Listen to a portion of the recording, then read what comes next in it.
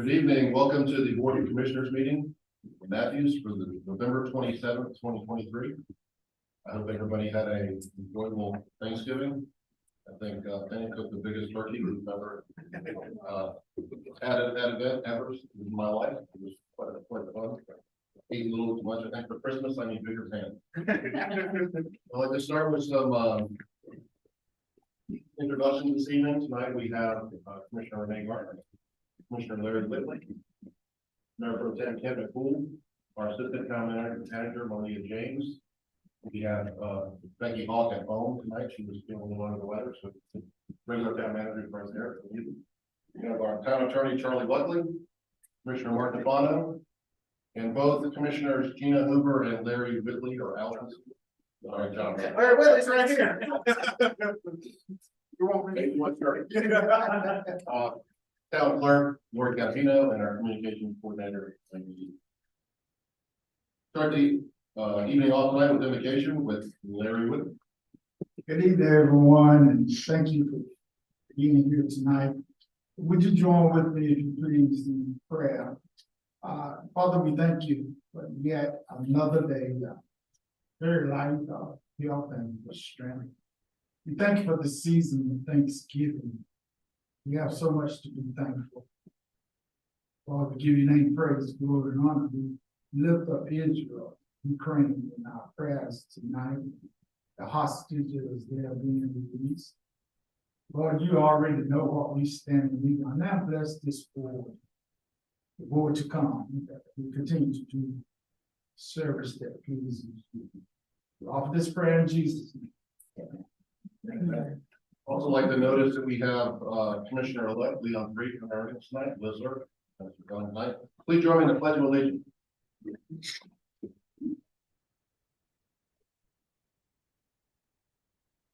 Pledge allegiance to the flag of the United States of America and to the republic for which it stands, one nation, under God, indivisible, with liberty and justice for all.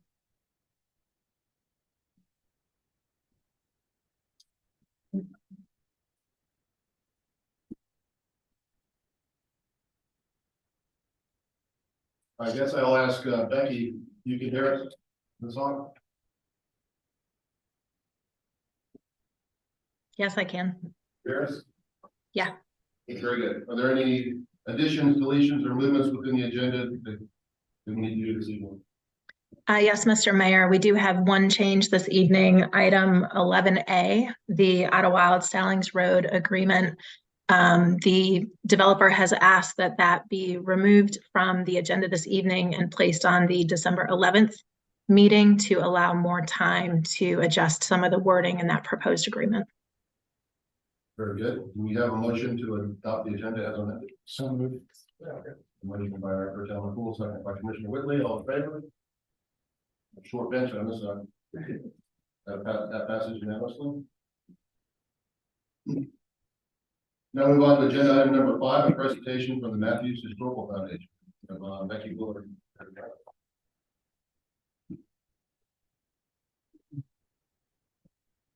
Good evening, Becky Willard, 2415 Cherrywood Lane, Matthews 28104.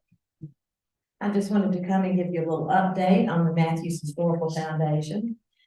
We are a board of 12 board members. We are committed and dedicated to preserving the history of Matthews and also in communicating and education for our citizens of Matthews. We own 2 historic properties. We own the Reed House, which we say is the jewel of Matthews. We also own the Massey Clark House. These are very old houses, and if you've ever lived in an old house, you know that we are a busy group. We have housed the Matthews Historical Heritage Museum in the Massey Clark House, which is doing very, very well. Our rentals for our Reed House have picked up a bit since there has been some easement of COVID, so we're happy about that. We are really dedicated to the upkeep of both of these properties, the vitality of the properties, and also the dignity of these 2 properties. We knew the families, my family were friends with the Reeds, my grandmother loved them. I remember the Clarks who lived in the Massey Clark house. So we always keep that in mind, that the people that came before us in these houses, that we need to honor that by keeping the houses pristine. The Reed house is all decked out now for the holidays. The Matthews Wellness Club is getting ready to welcome over 400 tea guests over the course of the next 4 days. And we also have our fundraiser, our signature fundraiser on December 7th at the Reed House, which I think you all got invitations to. I hope you'll come because it was really a very fun event. The other thing we're doing as a fundraiser that is new, in the spring, we're doing an art show. And let's see, we have, I believe, about 6 local artists who will be participating. So we're looking forward to that. Now, I would like to introduce you to our new museum director. We're doing really well at the museum. We've been very, very busy. I'd like to bring up Bob Aycock, who is also a board member, and he's doing a great job. And if you have any questions, and remember, if there's anything regarding history, we are available to you for anybody in town. Becky, I do have a question. Yes. I got asked this past week when the last time someone lived in the Reed house was. So I didn't think that's. Well, Nancy died, I believe it was 19, I have to check my little records, but I believe she died in either 1969, and Nancy did live there. Nancy was the youngest daughter of Dr. Reed. And she actually did not live in the house after she grew up. She lived in Charlotte. She was a teacher in the Charlotte area, very well educated. When she retired, she moved back to Matthews and she lived in the house.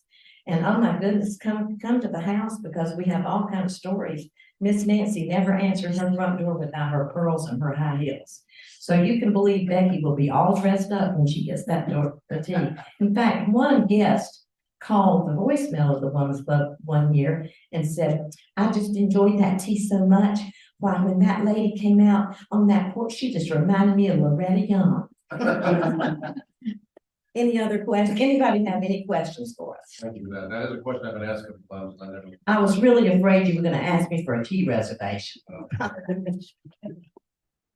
Great thought. Thank you. Good evening, everybody. As Becky mentioned, my name is Bob Aycock, and I'm proud to be the director of the Heritage Museum. I've lived in Matthews since the early 80s, and my wife Jen and I love living here. We are raising 4 kids here. I've been part of the Historic Foundation since 2018, and I serve as the vice president. I'm very proud of all that we've accomplished since the end of July when I became director.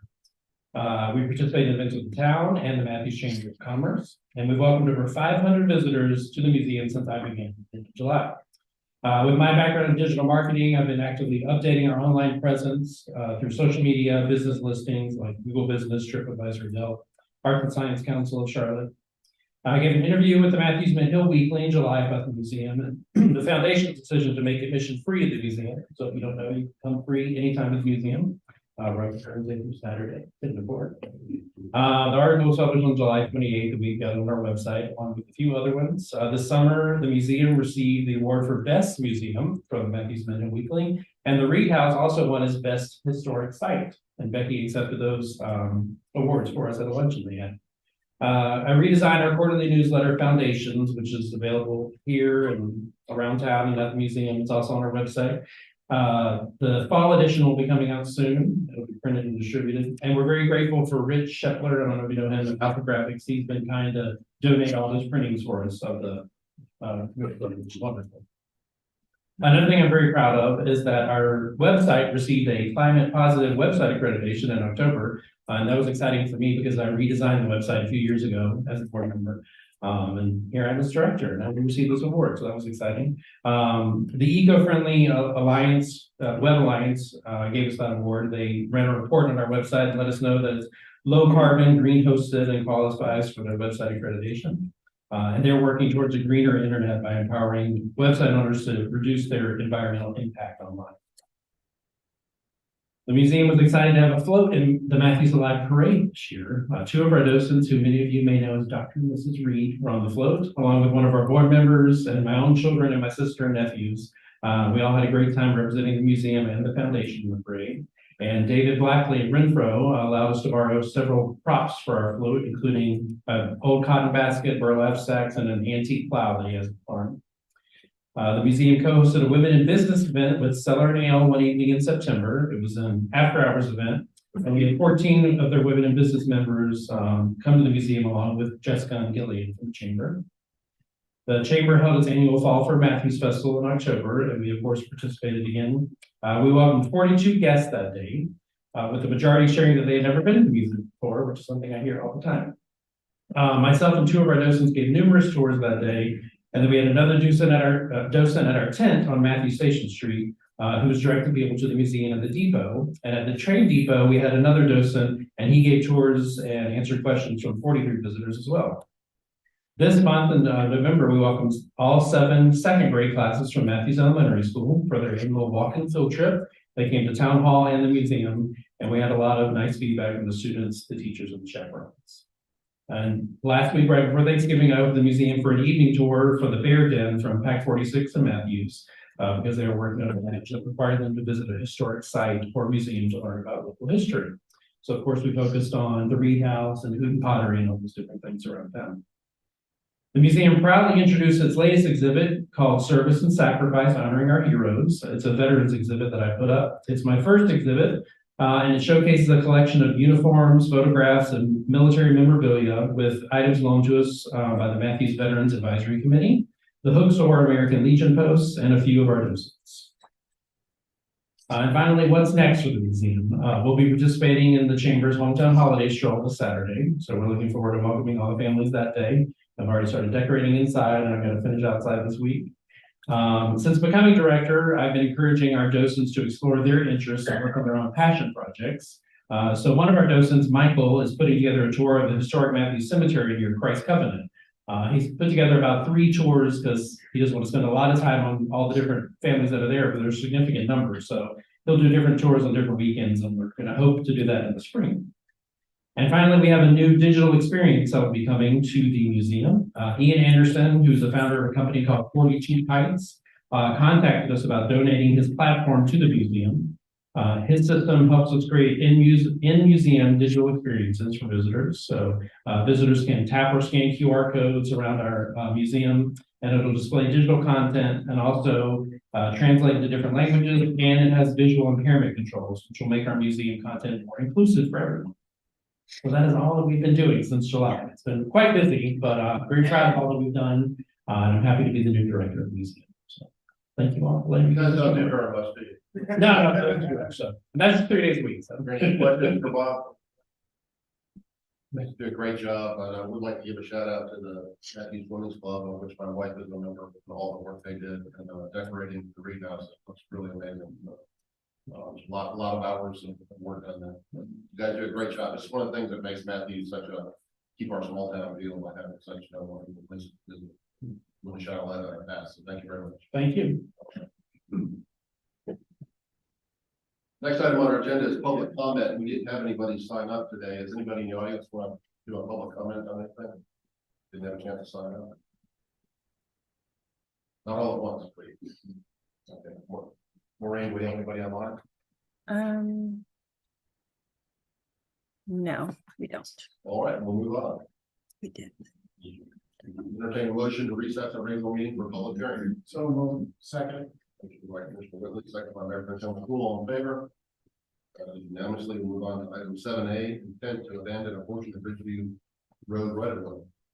Susan will be on. Good evening, Mayor, Mayor Pro Tem, Commissioners. I apologize for my voice. Tried to find it, couldn't find it. So if you need me to repeat something, I understand. Just let me know.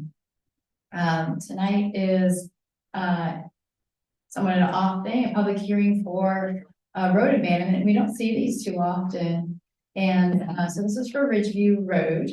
And here is a lovely image of the plat that was done a while ago. I'm not going to say it's an old plat because some of you are contemporaries with when this plat was done. But here we have Ridgeview Road here. This is Samuel Road. Independence is somewhere on the floor down here. Claire, Hayden Way. This is Scenic and Boyd.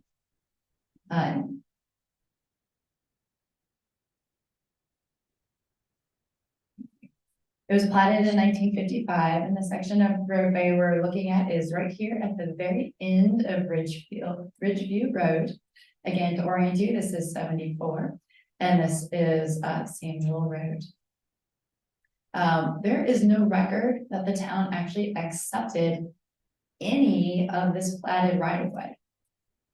And a petition was received by the adjacent property owner to abandon just this tail section here of Ridgeview Road.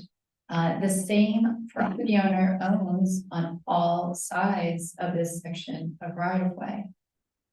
No pavement exists in this section of right of way. So it is platted right of way that we have no record of acceptance. There's no pavement in this section of right of way. The only pavement is this little piece up here to this house in the middle. And again, we haven't accepted that pavement. You might wonder how this house gets their access. Their driveway is actually off the Samuel.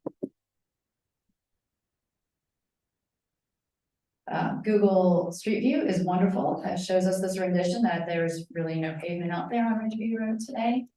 And again, here's a close-up on an aerial of this pavement that was petitioned to be abandoned. In discussing with the town attorney, he told me that during this public hearing, and in order to abandon it, the board needs to determine two findings. The first is that closing this portion of the public right of way is not against the public interest. And the second finding would be that closing this portion of the public right of way does not deny public ingress or egress. As I mentioned previously, this house here, you see a little bridge, it goes out here, they get their access from Samuel Road. These other platted parcels are owned by the same owners. And they do not have any, well, there's a structure here that is just a shed accessed by that owner. So there's no structures on any of these other parcels. And then this you see is a piece of clear. So we pass this around the different departments. Planning department comment was that, well, we like connectivity and network in town. Public Works comment was, we don't maintain any pavement out there. And then I'd like to turn it over to the town attorney for any additional comments that I may have missed before you won't take public hearing comments. Well, I think you covered it pretty well in the public hearing. But I will say that there probably could not be an acceptance by any public body at this point, because the property owners did actually file also an abandonment, but that was under Chapter 136, which is the Department of Transportation, the statute to close publicly dedicated but unopened street at any kind, whether it be roadway, street, where it was dedicated but never to close it, still requires action of the board to actually close it. But the good news in this case is the property owner where this property would be in a minute voted on, he owns both sides, so he will inherit title by operation of law, and that's in the statute. And that's the critical mass for this property owner, that there is no collateral title. If this board closes it, then he will have complete ownership by statute of that property. So I think that's a critical matter. Any elected officials have a question for Susan or Mr. Garner? I have a question for Mr. Buckley. Just to clarify what you just said, the attorney did something with your team. Well, the property owner, I'm sure they had some help with doing it from an attorney, but filed a notice of abandoning the dedication. As to this portion, you know, it's only a portion that's been requested to be closed. It's all grass and overgrown and everything. But it's been, so DOT could not accept it. They wanted to. And this dedication was pointed out in 1955. So the town has never wanted it, never saw it. And the time now has expired for us to even be able to accept it. But that doesn't affect title. The main reason for this is that this property owner can get the title to that property being abandoned.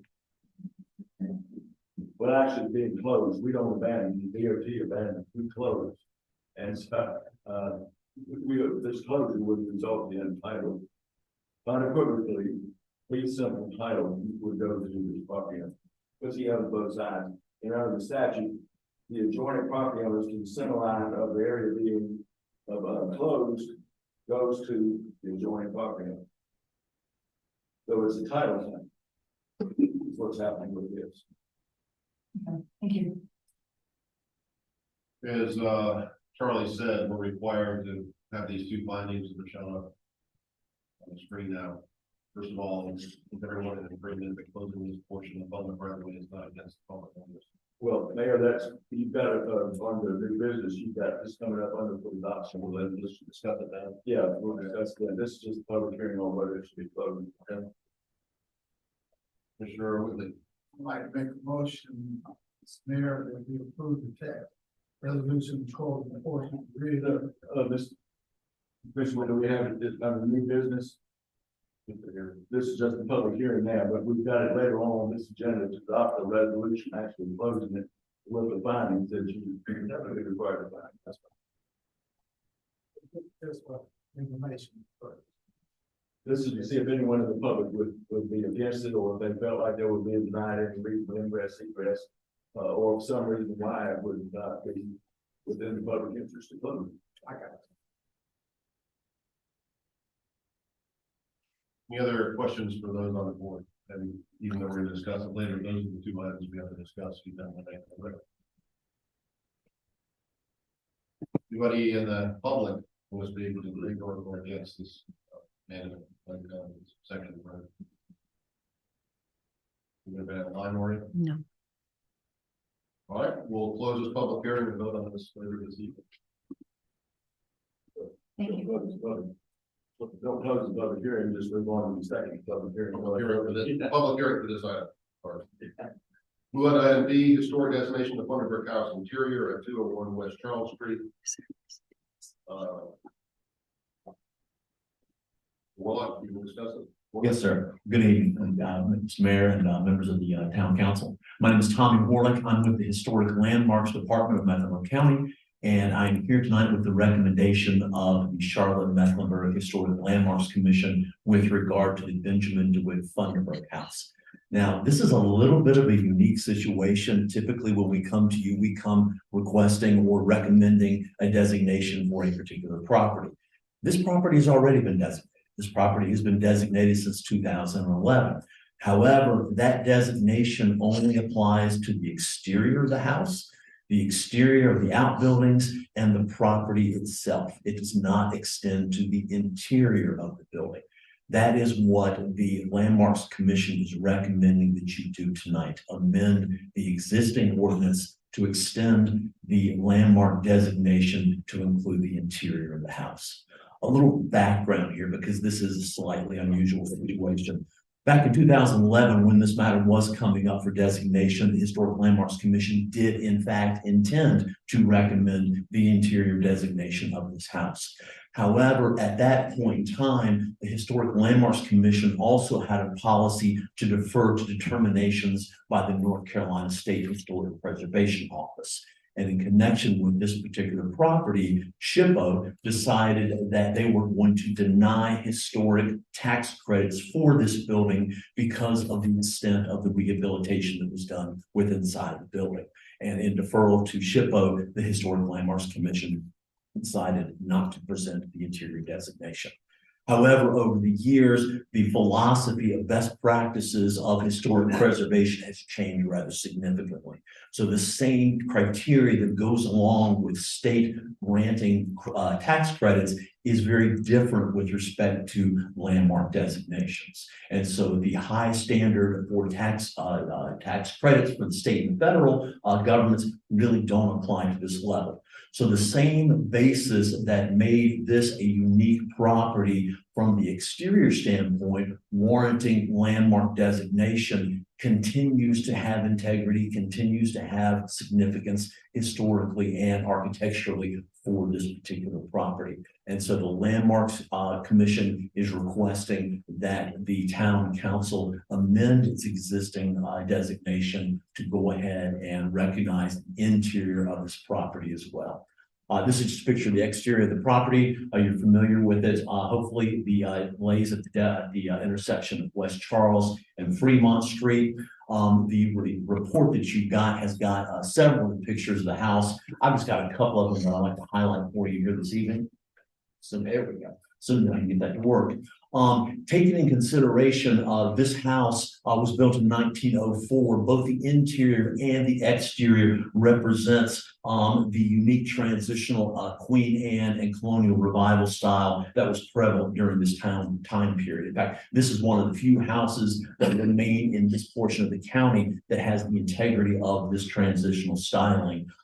In fact, when this house was built in 1904, it actually incorporated a lot of the elements of the house that was already on that property. One story house that belonged to Benjamin Funderburg's father and was transitioned to Benjamin Funderburg. He utilized a lot of the interior features in building this house from that older house. And so a lot of these features are actually even older than the house itself. We've referenced in the report some of the features here, but you'll see some of them on here that did come from that old house. Some of the mantels, you'll see they're late 19th century, baseboards, the beaded board wainscoting, the 5-panel doors. But in addition to that, you also have features of the original house, the 1904 house, that still maintain integrity as well. So in particular, you'll see this really wonderful staircase in the front hall. You'll see things like the pocket doors that are original to this house, the millwork and trim work around the doors and the frames, as well as the Tiffany stained glass windows. As I mentioned, this is the front hallway on the front floor, excuse me, on the first floor. The really striking feature of this portion of the house is this broken closed string staircase with its box pyramidal post and the turned post balustrade and the wainscoting that goes along with it. These all date back to the original 1904 construction of this house. The upper floors actually maintain the original hardwood floors. The hardwood floors on the first floor of this house suffered significant termite damage and were replaced. But the mantels, the millwork, the trim work, and again, a lot of the board walls are also original to this house. We'll take you up to the third floor in that upper left-hand corner. That's a shot of the third story. You can probably see a little bit better in your reports, but actually the third floor's beaded board walls are very unique and of course original to this house. I did also want to highlight for you the basement. The basement is in its original condition as well. It's sort of a unique combination of brick walls with a parged coat of concrete on the bottom. And just since we recently had Halloween, I'll call out to you the pictures on the right-hand side. The old brick well is original, and the picture there on the bottom is looking down. Looks like it's something out of an Edgar Allan Poe story, but that is the original brick well that was in this house. I'm happy to answer any questions you might have, but as I mentioned, the recommendation tonight is that the existing ordinance be amended to accommodate the interior of the house. Mr. Bono. Yes, what is it? Excuse me, what is the period of time that this designation is valid? The designation would be valid so long as the property owner maintains the historic and architectural integrity of the house. And so if the house were allowed to go into decline, if significant changes were made to the house without the property owner going to the certificate of appropriateness process that's mandated by state statute, that would jeopardize the designation. I see.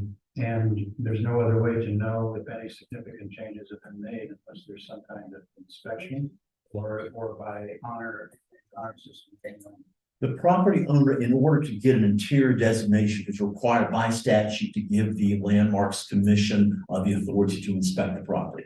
So the property is regularly inspected, not only this one, but other ones throughout the county for interior designations to make sure they are maintaining that process. And what's the definition of regularly? I believe it's every 3 years.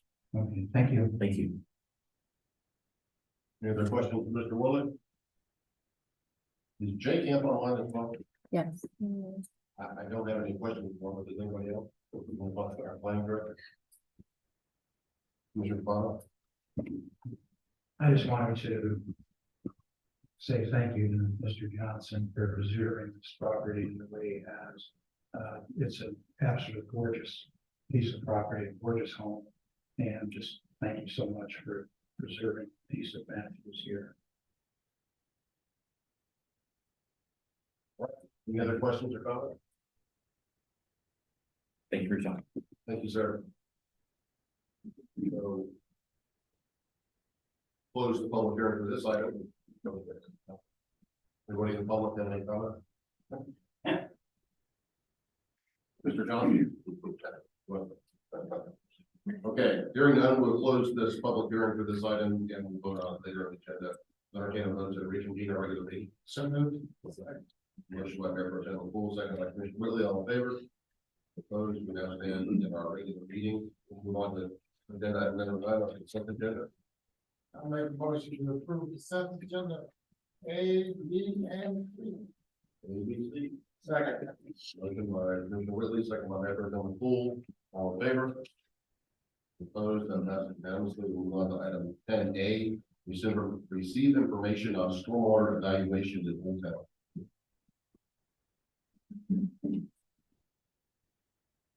DJ Jordan.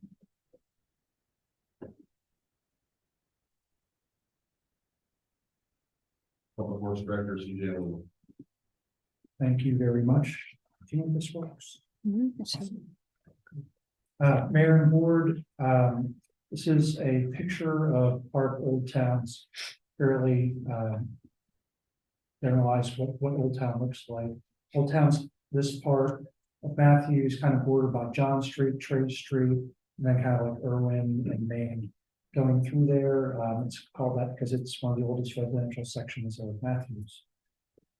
Over the years, we've had various stormwater complaints, some flooding, some issues with water in yards, those sorts of things. But it culminated in 2022 with a flooding during a pretty large storm, what we sometimes call a 100-year storm, or 1% event. That precipitated us to come to the board and ask for money to look at the drainage system in Old Town to see whether this old part of Matthews stormwater infrastructure was still adequate to handle the water coming towards it. It still met current standards. So what we did is we hired Blueberry to come and address this and take a look at it. What they did is they went through all of those Emerald reports. They also did a field visit to look at what they saw could be issues. And then they surveyed this whole area. That gave us basically what the existing conditions were. Range from things like, I'm sorry, I'm having trouble seeing this, but grates covered, some storm pipes that were clogged. There are areas where ditches were filled in, those sorts of things. We mapped out the storm pipes of the whole area. And that came up with this map of this whole area and existing conditions. What they did is they modeled storm events through this area and the existing pipe system to see whether it was capable of handling the storms as they should with the Charlotte Rainford Stormwater Design Manual. Based on this, they came up with a proposed set of conditions of what we should do to fix this, and modeled it again to make sure that once that was fixed, that it was able to handle it and it didn't cause issues downstream. So what we don't want to do is fix a problem here and cause another problem further downstream. So this report, they came back to us with various things. A lot of it was just general redefining ditch lines, replacing culverts that were undersized under driveways.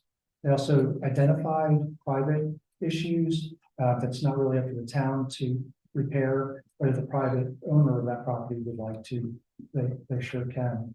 They also came up with the amount of water going through the various ditch lines, which helps us when there's a new house in there, we can tell them what size pipe they need in that area, as well as the size of ditches that should be there.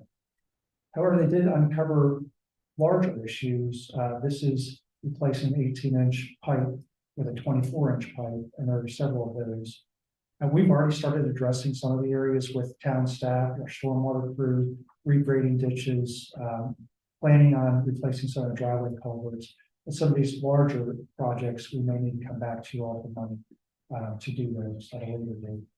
They came up with an estimate of doing all that work of roughly $260,000 to do that.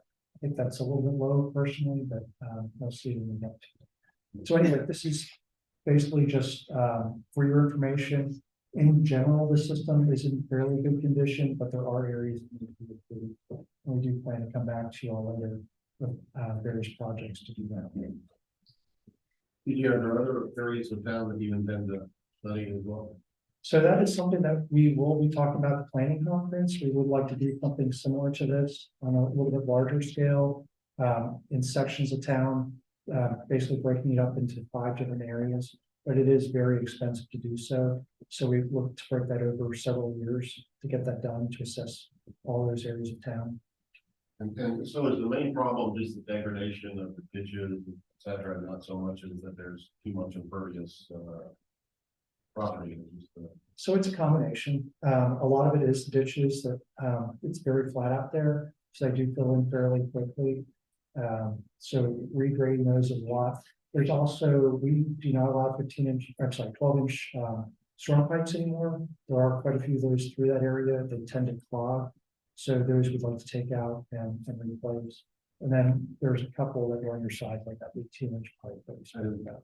To maintain the ditches part of the normal stormwater crews duty. It is. Yeah, we do it all over town. Commissioner Bond. Yes, CJ, is there any need to open up Fremont or Ames, the actual asphalt in order to make these changes? No, all the piping through this area is on the side of the roads. Just there are a couple small areas where the pipes cross, like at intersections, that may need to be open, but in general, like long lengths of pavement will not need to be open. I was hoping you would say that there is a need to fix that. And repeat it all around Because it. Fremont is in really sad shape. Sorry to ask this question, it's not pertinent to what we're discussing, but is that on the resurfacing plans for the next year or two? It is not on this year's plan. I can't speak about further out. I don't recall. Okay, thank you. Any other questions? Any other questions for CJ? Commissioner Bond. CJ, do you think it's appropriate at some point in the near future to make a cohesive plan for stormwater as that neighborhood gets redeveloped? Yeah, and what this will do will give us a good basis, and then the area through, or I'm sorry, the water flowing through here will help us when there are single family residential. If there's larger developments that happen, they're required to look at the storm system around them to make sure that it handles it. I've heard, I guess, that it makes more sense to have stormwater ditches rather than pipes or culverts. Do you agree with that? And is that sort of the direction that you think it should stay? I guess I'm trying to get an idea for planning in the future, the questions we should ask about this particular area when considering stormwater. Sure, and it's a interesting question. So from my viewpoint, from the public works side, I do think they do handle water better. It's an open-sided ditch has more room. If it overtops, it can spread out. With a pipe, it doesn't have that option. It goes through manholes and inlets. It also filters water, which concrete pipes don't. The grass in the ditches. It also allows for infiltration into the groundwater system that concrete pipes don't. However, it's not as pretty. It's not as easy for a homeowner to maintain their yard with a ditch there. When that big flood happened, kids were out there with their boogie boards surfing down the drainage pipe, so it provides recreation for the community. It does. Yeah, I forgot to mention that. Is there a plan to also unclog some of those pipes? Yes. I think that's something. There You we go. guys do that in your previous as well. Yeah, and part of this year's budget, the current budget, is to buy a vac truck, which will help with that immensely. You know, while we're on the subject, can you talk to the importance of folks not putting leaves down the storm drain? Yeah, Huge and- issue. I see people doing that all over town, like blowing the leaves or doing. yeah, there's a few reasons you don't want to do that. One, like this, as soon as you get a stick there and you get those leaves packed against it, it overloads the system, backs it up, floods yards, sometimes residences. And it also, it's organic material, so if you, that goes in the stormwater system, that goes in the creeks, that creates a biological impact, lessens oxygen, kills fish, those sorts of things. We do have an ordinance, stormwater ordinance against doing that. We are also have another item on the agenda that addresses some of that in front of, like your yard on sidewalks, keeping those clear. But they also, it's a hazard for people walking and driving. I see that some of the neighborhoods have the stickers on the storm drain to set up with leaves here, but few folks don't have a convenient place to blow their leaves from their yard, so. Right, and we are going to be doing a media push, Maureen, you just sent an email about that, is that next month? That we can do that? Yeah, I think so, January. Yeah, January, and do another push. Well, I was really happy to hear that the total cost was only $260,000. Like, that didn't agree with me, that probably seems kind of low. We thought this might be a multi-million dollar. Hopefully the same is not really low. Make some modifications. All right, anything else for DJ? Thanks, sir. Move on to the next agenda. 10B, consider improvements and rental of town-owned property. This hall. This is 251 South Church Street. Yes, thank you, Mr. Mayor, members of the board. So this is bringing this agenda item back to you. It was on an earlier meeting's agenda, but the board asked for a couple of follow-up items before you took action. So one of them was to reach out to the Charlotte-Mecklenburg Historic Landmarks Commission. And so Jay and I met representatives out there on site. They took a look at the house and they determined that it contributes to the general historical character of the area, but they didn't feel like it warranted historic designation at this time. But they were certainly happy to hear that at least, in the short term, we're looking to reutilize it. And then they offered to continue to be partners as we perhaps look for long-term uses for the property or what to do with that house as we kind of determine what we're doing in that general area. But the shed was also discussed at the last meeting, and it has been largely torn down. There might be a small door that could be salvaged for like a secondhand shop or some of the creative reuses that folks have with kind of the farmhouse chic look. So we might be able to salvage a few pieces of wood before we otherwise haul it off. But there's unfortunately nothing to save with the shed at this point. The other request was related to the driveway, and we were able to price the materials and the labor for that. We believe that we can pour concrete in a portion of the driveway to alleviate some of the runoff concerns that Commissioner Tufano had. And the cost for materials is only $1,600. So that's actually quite affordable using our crews to perform that work. So all total, we would be looking at just under $14,000 in improvements and purchases that would need to be made to get the house sort of rental ready. And we can absorb that with our existing building maintenance budget if the board is amenable to us moving forward with renting the property out for residential use. Becky, what was the nature of the driveway repair again? That's a pouring that concrete apron. Sorry, I think I heard the question. So there was some runoff with the slope where gravel was running off into the sidewalk and I believe into the street. Commissioner Tufano, you might be able to speak to that a little bit more.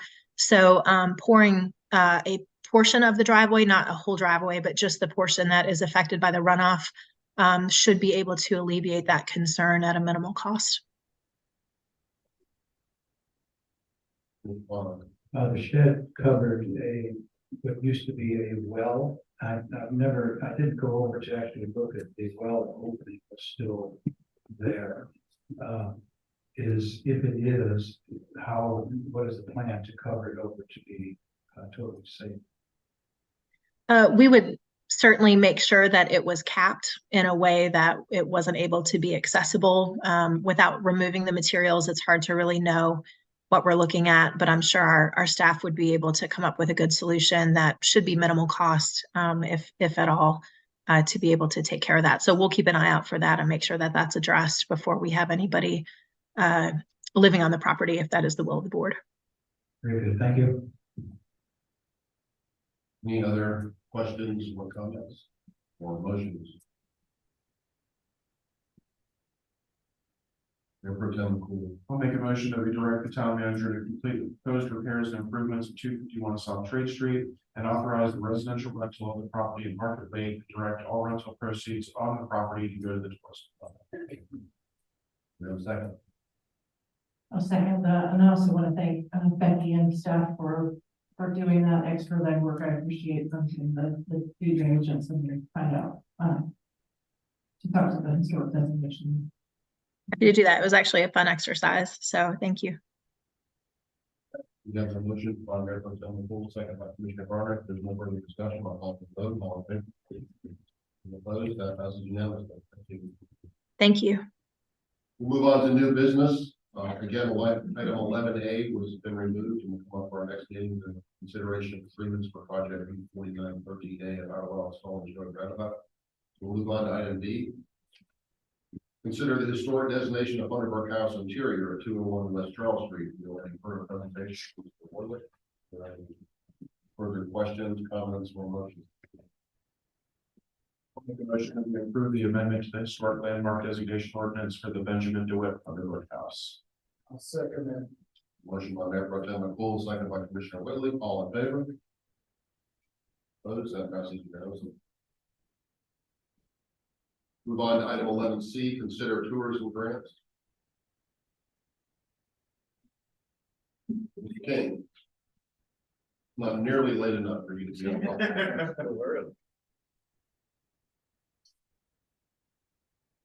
Thank you, Mayor, Town Board. We have two changes here. We go right here to the Parks Recreation or Parks Recreation Cultural Resource Advisory Committee. And so, again, as part of the FY24 budget, we have dollars allocated to the tourism grant program. And these are dollars collected through fair food tax, hotel motel occupancy tax, and a number of other items. In other words, not property tax dollars, it's those dollars collected. We have offered this grant program for many years, and this year there's $93,000 and well, a little over $93,000 available for nonprofits that demonstrate that they are driving tourism and visitation into Matthews. Actually, Susan's going to talk a little bit about the process that the advisory committee went through to evaluate the applications and then come up with this recommendation. Good evening. As a subcommittee of the Parks and Rec and Cultural Resources, we, the group of, I mean, it's really four of us, went through all the applications and the financials for each one of these nonprofits and what they would use the money for.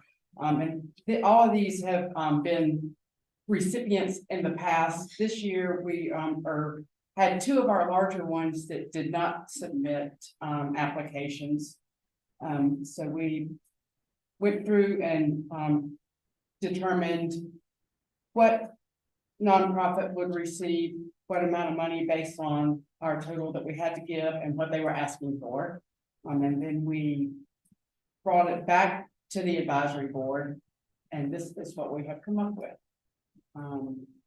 Matthews Playhouse, $50,000.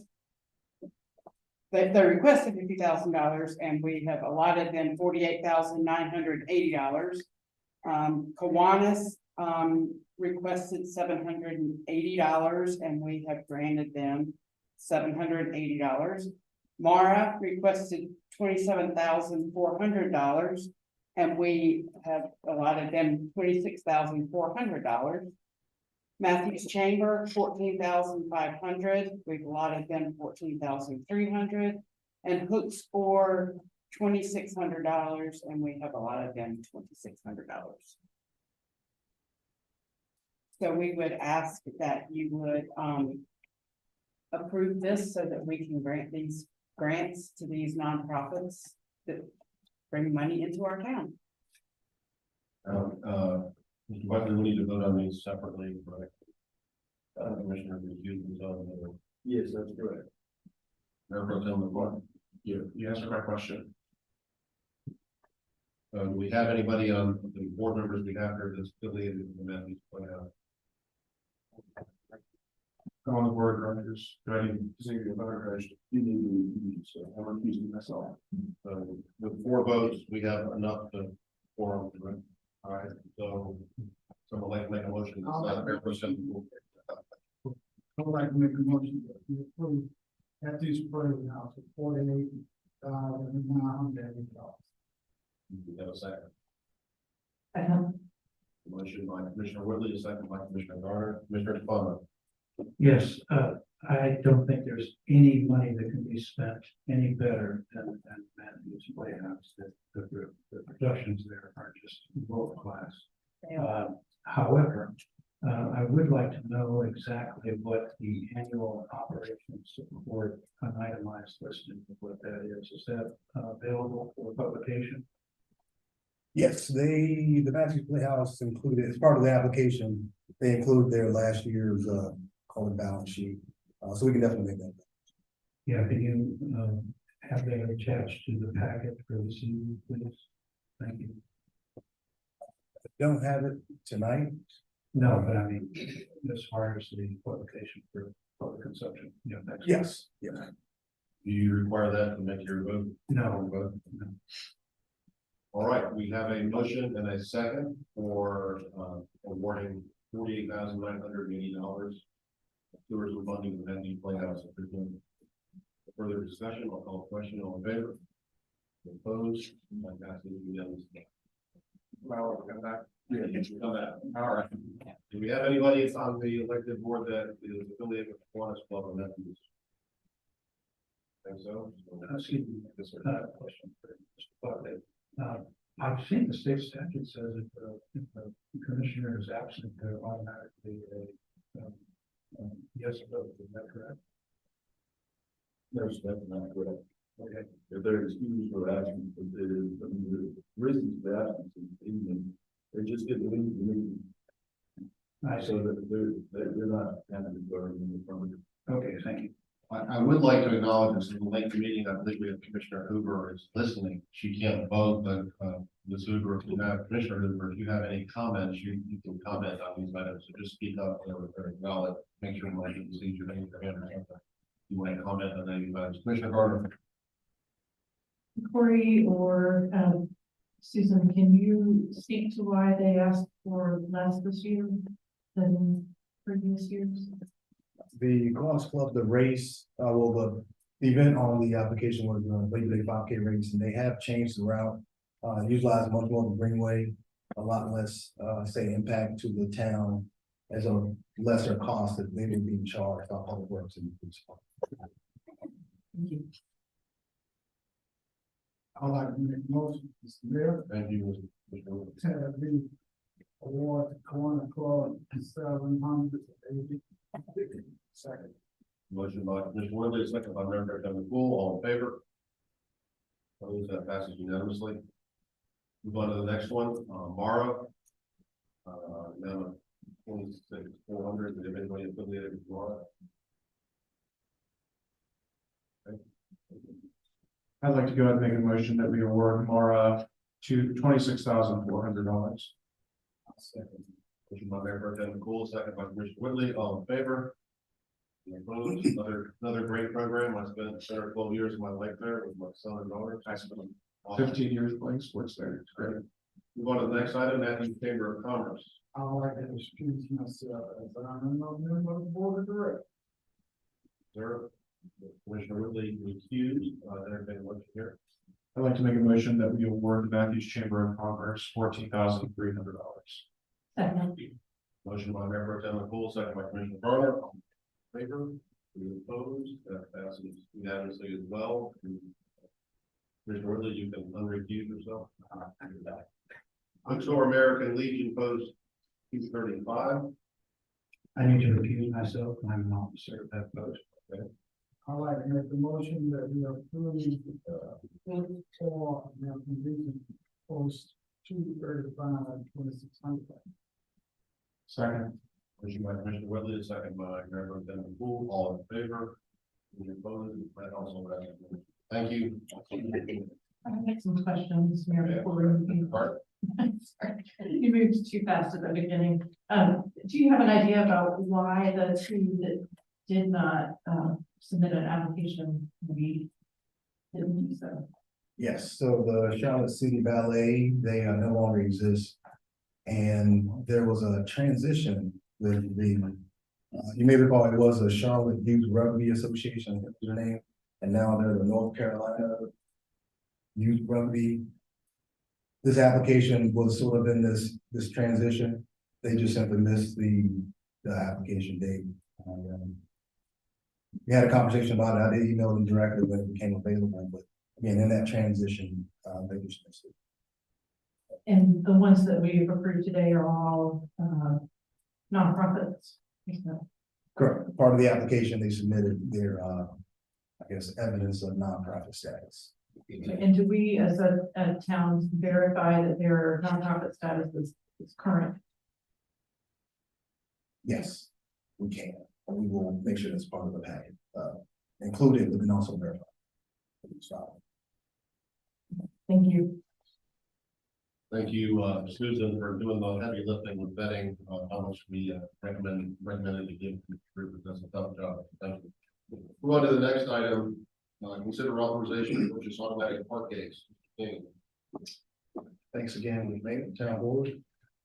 So, as you may recall, back in 2021, we kicked off the first automatic gate in Squirrel Lake Park. And then we moved forward also with an automatic gate Purcell Holson Park. The thought here was, one, looking at the demand that manually opening and closing the gates, the impact it does have on the Matthews Police Department and the Public Works Department. The thought here was to install these two gates, sort of work out the kinks. There is software and a monitoring system that goes with them. I do think we've gotten to that point. This grant program did allow us at least the opportunity to call it expedite the ask. It wasn't intended to be part of the request, part of the FY25 budget. But we saw this opportunity, talked to or worked with our safety and risk management officer, and he applied for this grant, and we did receive $5,000 now. And there's another opportunity in the spring that we will apply again for an additional $5,000 that we feel very confident that we receive. And these $10,000 will be used toward the cost to install two additional automatic gates, one in Rice Park and the other in Windsor Park. I'll say the need for these gates really does stem from it's complaint driven. It's not a high frequency, but when there is an impact to a person, a patron wanting to visit the park and the gates are locked, it is an impact, and this is a phone call. It's them trying to make sure it works. And again, knowing that our priorities that police and public works have that sometimes take them away from this task of opening and closing the park gates, we feel moving forward with these two additional gates certainly helps make the town a little bit more efficient. Is this not eligible in tourism funds? I can jump in here. We didn't feel like it was, given those are considered local parks. So typically the use of tourism funds related to parks has been at our Stumptown Park location. Certainly, if our town attorney feels differently, we would love to hear that. But that was our base interpretation of why we don't believe we can use tourism funds for that purpose. That's exactly right. And these parks do not host big festivals as well in town like Stumptown. Thank you. Commissioner Potter? Just a process question. These are based on time when they lock or unlock. Just out of curiosity, if somebody stays after dusk and they lock, what happens on the way out? Just leave it open. Yeah, there's a sensor in the asphalt. So when the car, we have the signs on the gate, it says, please approach slowly, the gate will open. So the sensors reach the tires and then the gate will. Okay, thank you. I actually saw somebody utilize that. I was walking my dog near the Spur Lake Park. Somebody was parking there and he was closed. And very much after hours, so I didn't stay there a couple hours after, but we're able to get out. Commissioner Gardner. Spur Lake Park, it took Duke Energy a while to get over there and hook up the gate. Do you see any, issues with these sites? About getting them wired up and working, once and all? Yeah, it is, we're gonna be on Duke's schedule. Well, I'll say Rice Park has power on the site. There's a parking lot light that I'm sure they could draw from pretty quickly, but Windsor Park, there's no service out there, so. I mean, we will be at the mercy of Duke Energy. We'll hopefully lean on some relationships to hopefully make it move as quickly as possible. That might be an opportunity to spread the word, too, because I've got a lot of questions about why the gate wasn't being used. That's Spur Lake. So the gate, currently the gate at Squirrel Lake Park, is being replaced. So if you've seen it, it has an awkward bend right now. Someone hit the gate. And Approach slowly. they did not, well, they're trying to figure out, I think they hit it from the outside. But the manufacturer, you also may have seen, there was a new gate on the ground. It lay there for about a week. He was preparing to install it. And then he inspected it a little bit closer, and that material, didn't meet his expectations. So we were having to sort of start over and make sure we get the best product. But it will be fixed soon.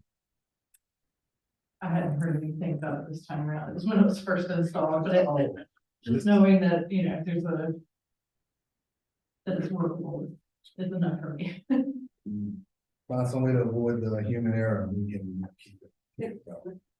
Any motions? Mr. Brown?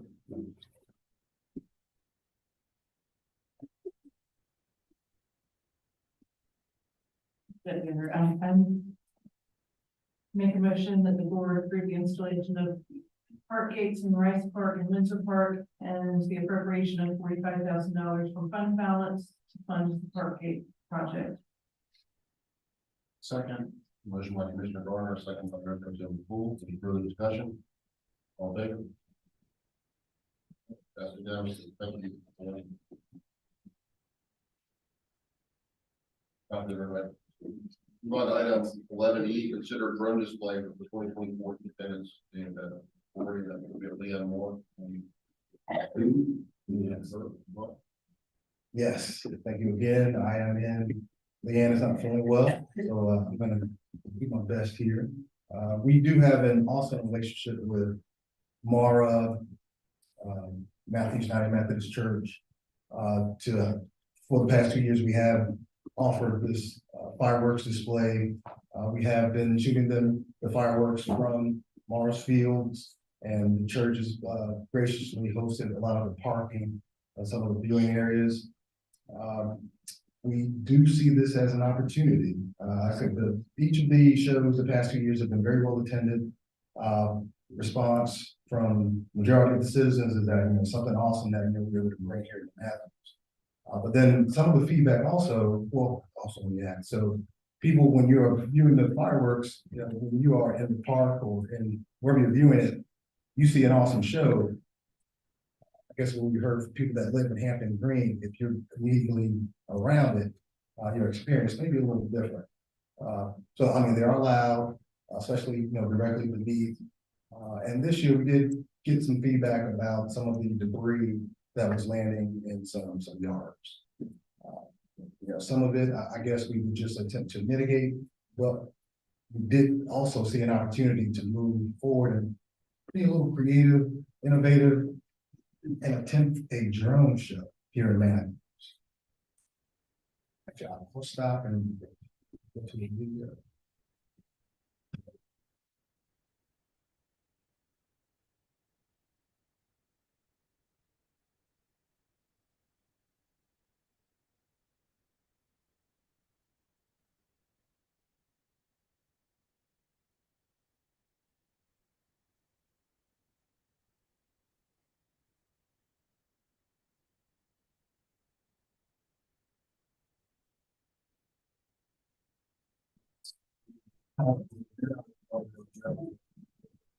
I think this is the one show.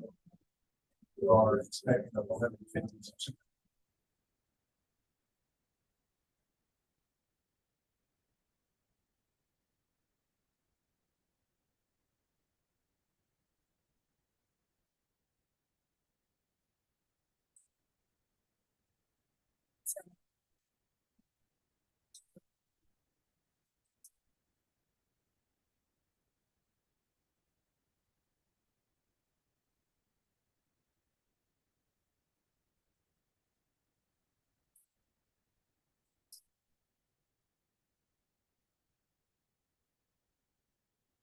So we'll allow, there's a link in the, in the back. Take your time and watch it. We'll skip ahead here. We'll give you a, confusing idea of what the drill show will look like.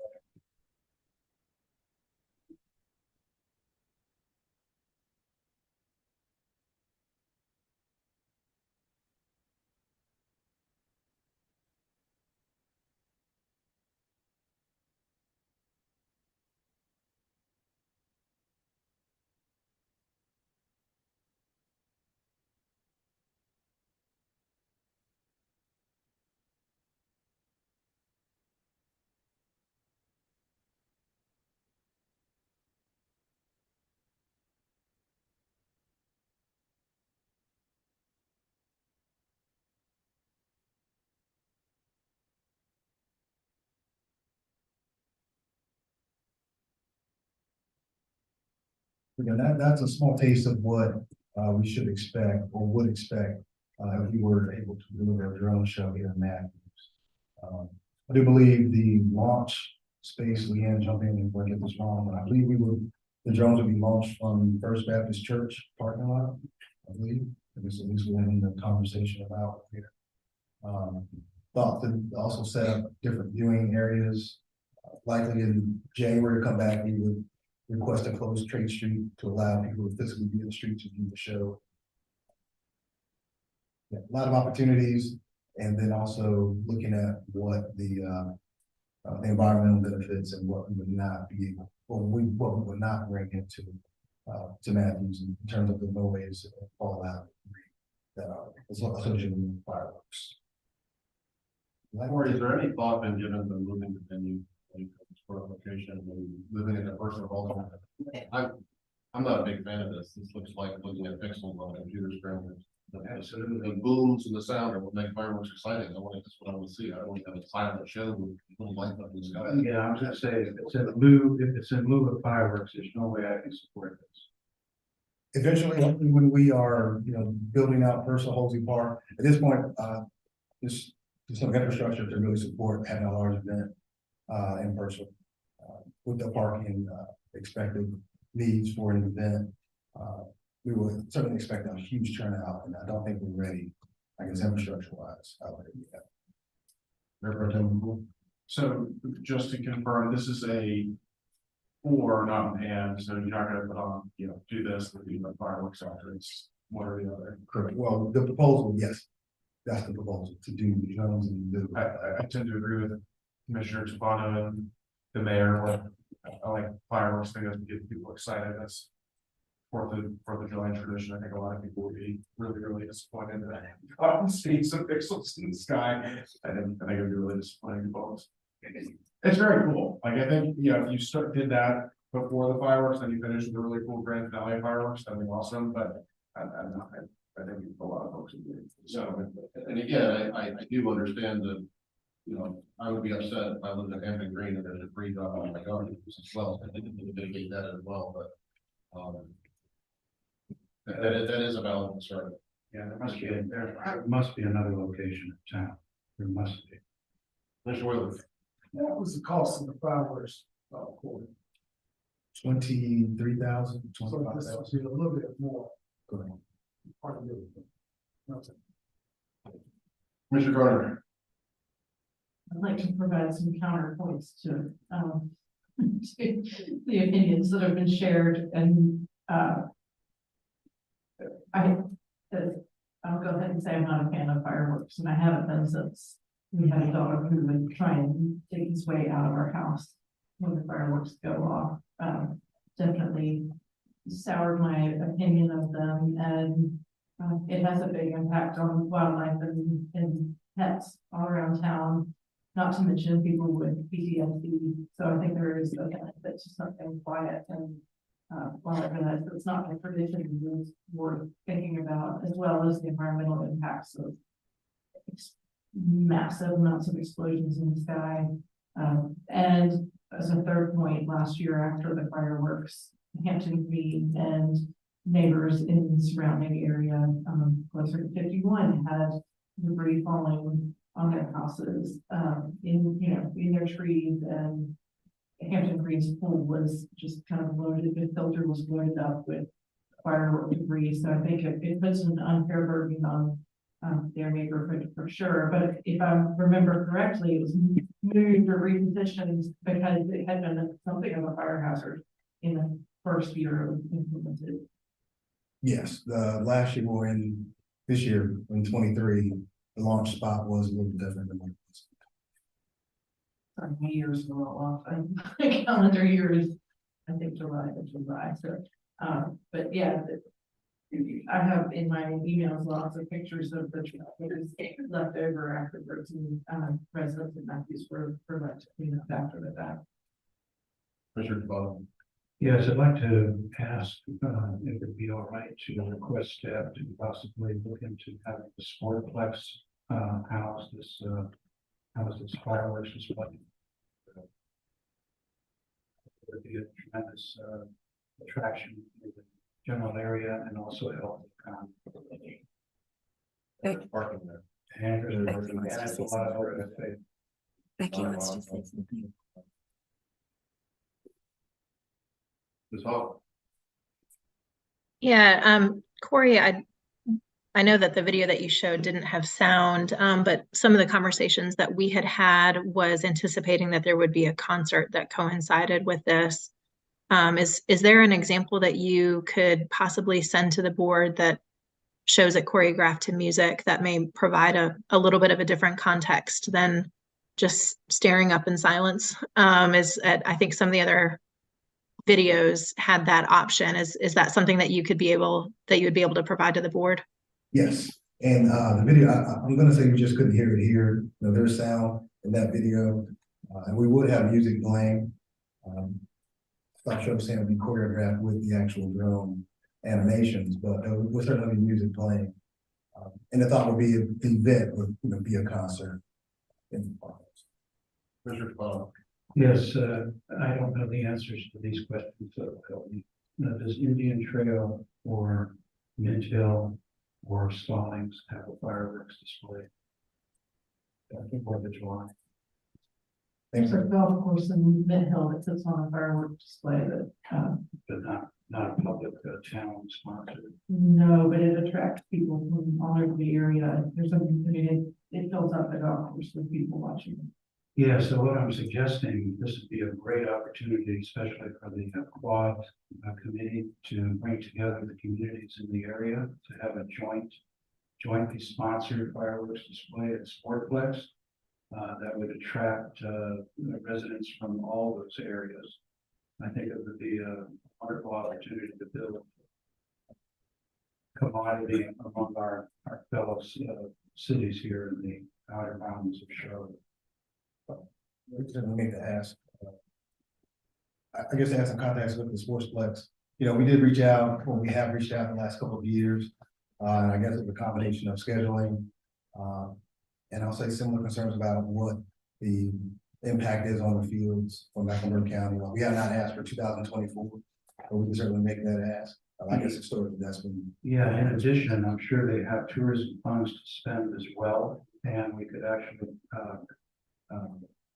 join our financial resources and come up with an absolutely spectacular display if we looked into the possibility of merging our towns together. I'm a member of the quad committee as Becky Hawk is as well.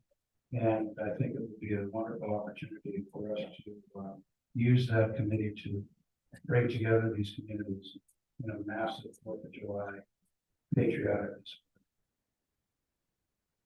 So yeah, you turned your camera on, would you like to speak?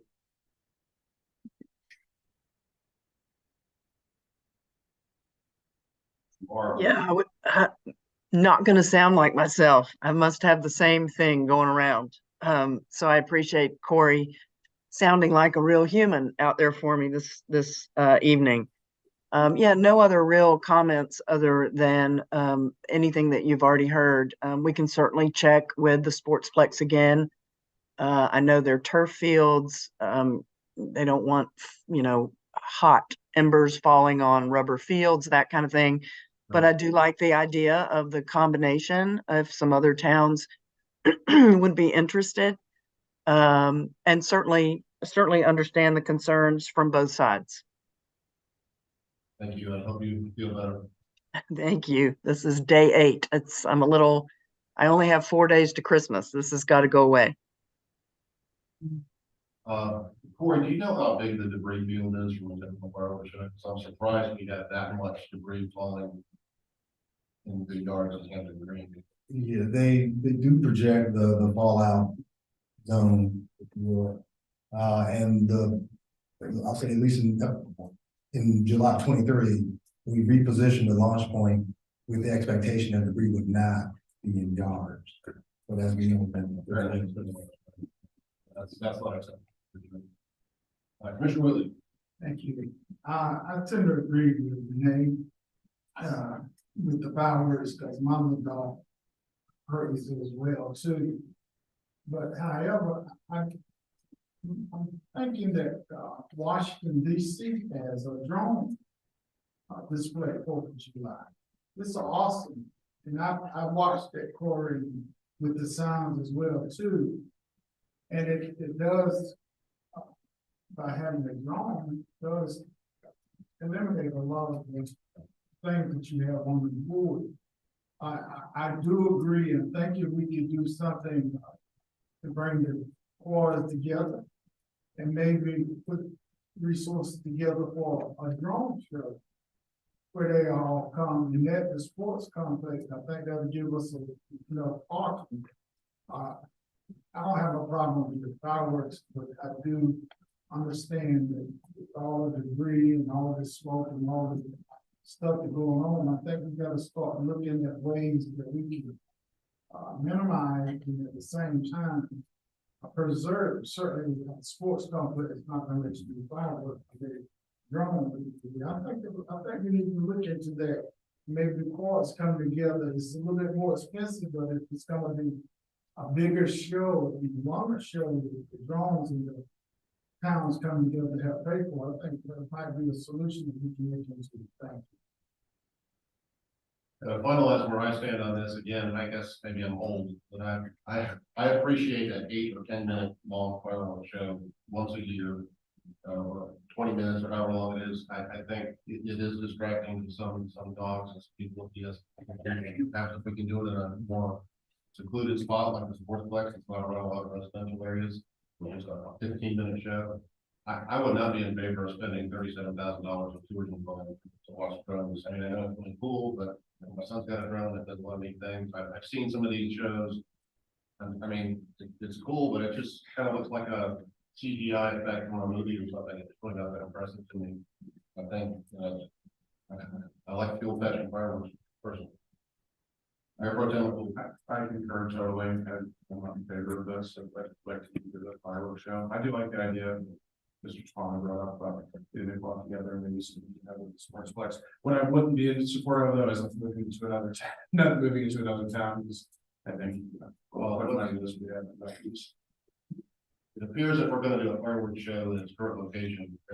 It's really just not acceptable to the people who live on Hampton Green if they've got a green. I mean, I would certainly be very upset if there was hot embers falling in my yard and all that roof and things like that. That's pretty different. So I think perhaps that's not a good location to do it again, traditional fireworks. Anyway, I think we've talked to this. So if you don't have a real consensus there, Becky has a comment. Ms. Hawk, you have a hand ready. Sure. Thank you, Mr. Mayor. My suggestion was just going to be, if the board was open to it, to give staff an opportunity to talk to the county to see if the Sportsplex is an option. Because if it's not, then we would be in a position of not having a viable location in town that doesn't impact the neighborhoods if the board wants to move forward with fireworks. I know Chief Kinneberg has been involved in determining the fallout zones and viable areas, and there just isn't a great location that doesn't impact houses if it's not the sportsplex. So time is of the essence. These companies book up. Obviously, everyone is looking for either a drone show or a fireworks display in July, so we don't want to lose our place in line. So if the board is open to it, we would be happy to hurry up and investigate the sportsplex option. And then if that is not an option, then we can bring this back to the board to figure out what you'd like to do if we're not able to use that location. Mr. Gardner. Would staff also look into silent fireworks shows? I know that is something that exists. Or maybe they're more quiet, but there are fireworks don't necessarily have to be loud. And I saw you frown about that, but you know, just because it doesn't affect you doesn't mean it doesn't affect a lot of other people. Fair point. Again, I personally would rather see us, I think, Mayor Pro Tem McCool suggested it several years ago, we have a really big Christmas show. I would rather put follow the money there rather than do a drone show personally. Mr. Spano. Yeah, I still would like to pursue being on the BOC committee. I would be glad to take it upon myself to talk with the representatives from the other towns to see if they'd be interested in participating in a joint venture here. If there's no opposition to that on the board, I'll take the initiative. Respectfully, Commissioner Tavano, I'd suggest that we determine if the sportsplex is an option first, because if it's not, then we wouldn't have a place to host unless the board is open to one of the other towns potentially being the host for an event like that. Yeah, and that's exactly where I'm going. So that gives us other opportunities in case the sportsplex is not available. So again, if there's no opposition to me doing that and having preliminary discussions with some of the other representatives of the quad, I'll take it upon myself to do that. Becky, how quickly could we determine if the sportsplex is a viable option? I mean, I know Parks and Rec staff has good relationships with the sportsplex. I'm sure we can get that information before your next meeting. Start with phone call tomorrow. So, I guess we don't need to take a vote. We're just gonna check and see if the sportsplex is available. And then, yeah, that's good. If so, then we can have a Commissioner follow first. Well, actually, this gives us, even if it were available, in other words, I think it's a great idea this would be an opportunity for our little towns at the perimeter of Charlotte to get together to do something spectacular together. And if the sportsplex is not available, then perhaps we can use that relationship to find a location that would be mutually beneficial to all of our members of the quad. Mr. Gardner. I think as long as there's an agreed upon process in place, the first step talks to the county Parks and Rec about using the sportsplex before any casual or unofficial discussions begin. And then we need to talk more thoroughly about it as a board, with all members present, before we start discussing giving the option out to other towns to take the reins with this or have it in another town. We can take it up as soon as our next meeting, because hopefully Commissioner Hoover will be back and Commissioner Irvin will be back. Quick question for Mr. Buckley. If a show were moved outside of town limits, would that preclude our ability to use tours and funds because we're not bringing people into Matthews?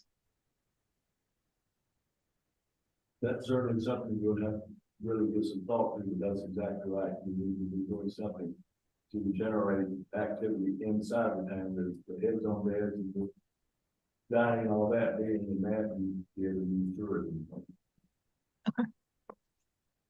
You know, it could be It could be an event that changes locations every year, just went around different towns if we had a place. Anyway, let's table this until our next meeting, and hopefully, Becky, you will have some more information, updated information for us. Yep, we appreciate the feedback and conversation. Thank you. Very much. Thank you. Move on to the next item, consider abandonment of a portion of Ridgeview Road right of way. Susan Beal.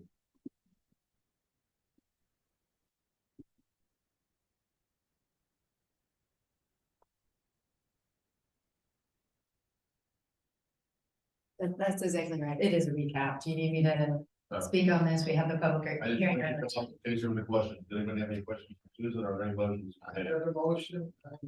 All right, welcome. We covered under the two things. Yeah. So I'd like to make a motion that we approve the resolution of close portion of Ridge Road public right of way. Refer to the memo. That's presented, November 16th, 2023. Second. There's a motion by Commissioner Whitley, a second by Member Pro Tem Poole. We do need to affirm that it's not against the public interest and that ingress and egress of the property is not harmed by our action. Is everybody agree with that? Yes. Then we have a motion and a second. All in favor? Any opposed? That passes unanimously. Thank you, Susan. Want to make sure you got your extra time. Sorry, I'm up next anyway. You're up here anyway. We'll go to the next item, consider revisions to ordinance 70, general provisions, and ordinance 95, streets and sidewalks. Yes, good evening again. This item is about strengthening some of the language that we have in our town ordinances. In chapter 95 talks about streets and sidewalks, and due to the ever evolving nature of transportation systems, we wanted to include the term multi-use paths. That's an inclusive term that means side paths and greenways. So all of these, like treatment of the sidewalks and trimming and overhanging, and dumping, you can't do it on a sidewalk. We also don't want people doing that on greenways or side paths. Additionally, we wanted to expand the definition of foreign material. If you could go to page 3 of the PDF, to expand the definition of foreign material to include leaves and sludge. Keep going a little bit further there. You see the water discharge. So basically, it's not foreign materials. We know what they are, but when it comes to walking on a sidewalk, you don't expect to encounter these things that could impede your ability to utilize the facilities. So we did want to strengthen that as well. I have a very detailed kind of line by line in a memo, which I don't need to reiterate for you tonight. But I also want to let you know that while I was in these ordinances, I went ahead and updated old references and old language. If you go to page 14, please. And the last major change that I wanted to direct your attention to is I added a fine violation. It said, violation of blocking alley, blocking driveway, blocking sidewalks, but there was nothing in here about blocking a crosswalk or parking on a crosswalk. So I did want to add that. I got feedback. I sent this around to the various departments and got feedback from Public Works, Planning, Police. Everyone was fine with adding this to our ordinance. Chapter 70 is the fines, the penalties. I'm happy to answer any questions you may have about this item. Questions?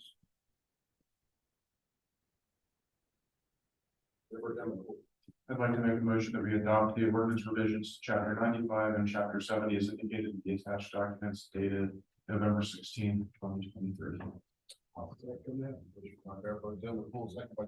Your mic's not on. Any further discussion? Sorry, microphone. Any further discussion? All in favor? Any opposed? No, thank you. Thank you very much. Move on to item H, receive our monthly budget report.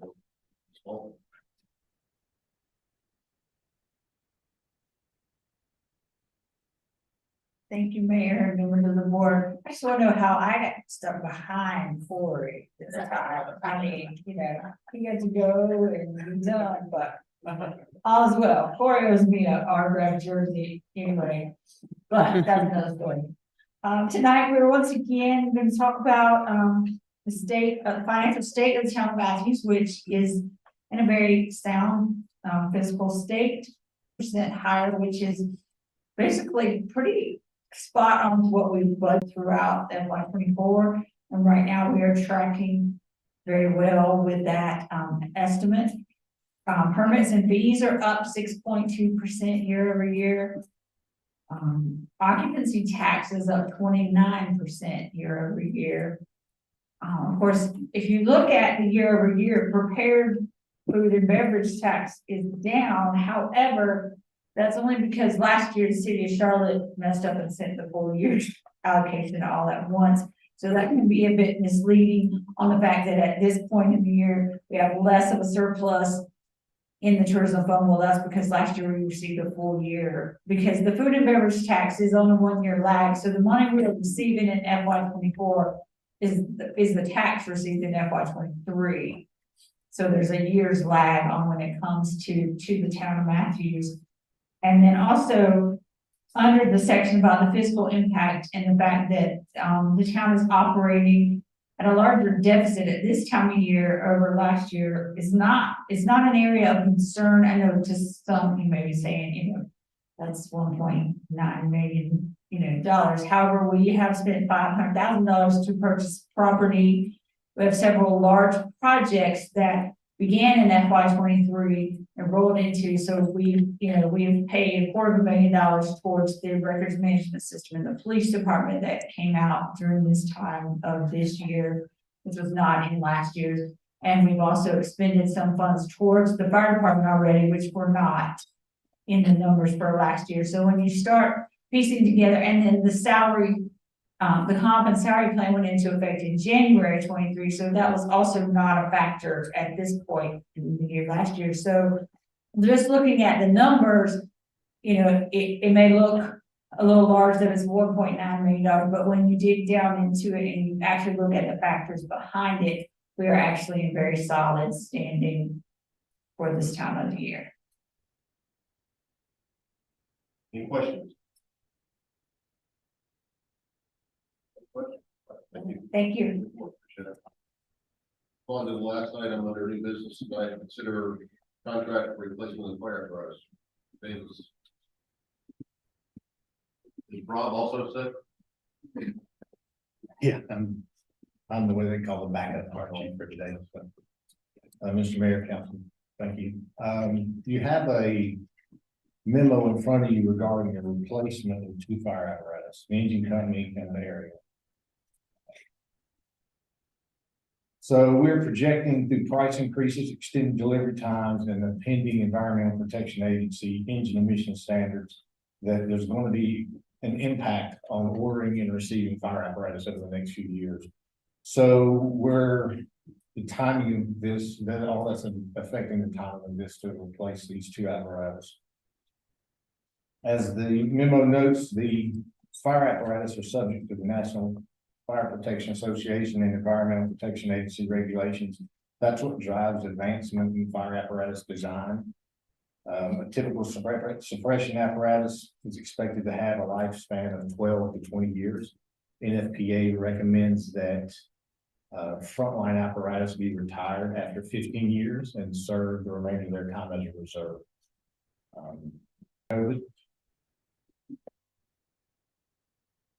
This is affected by the recent supply chain issues, in addition to EPA emission standards, and it has basically pushed a lot of departments to order early. And dealing with this, they had an influx of orders, so that has extended the deliveries for fire apparatus to beyond 28 months. If you look in your memo, you can see the 2 apparatus we're looking towards the back. The 2 apparatus we're looking to replace. The first one is ladder 124. It's a 2010 Spartan Rosenbauer area platform. The replacement of this is around $1.5 million. We're required to have insurance ratings. This unit has over 40,000 miles on it and 5,500 service hours. It is not a unit that is staffed on a daily basis. We consider it a swing truck, to where if we have staffing, personnel swing between the ladder and the rescue. If the staffing's not there and a ladder call, or an incident requiring a ladder comes in, then the engine company moves over to that ladder. So it's not a truck that's running up and down the road every day, gaining a lot of miles. This truck was purchased with a lot of first generation features on it.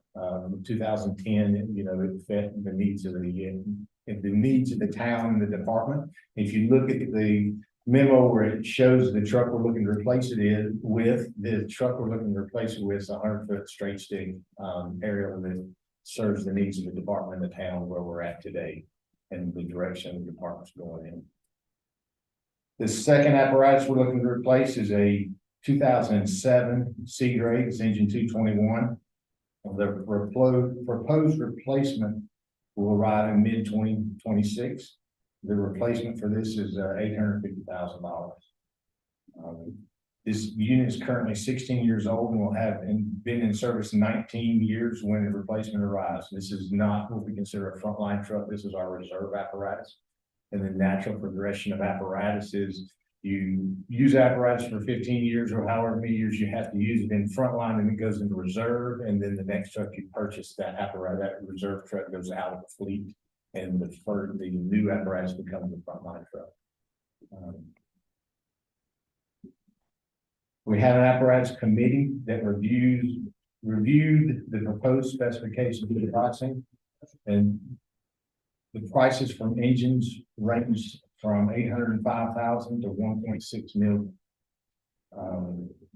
Taking this into account, our current engine 12, when it was purchased in 2017 or 2018, it cost $528,000.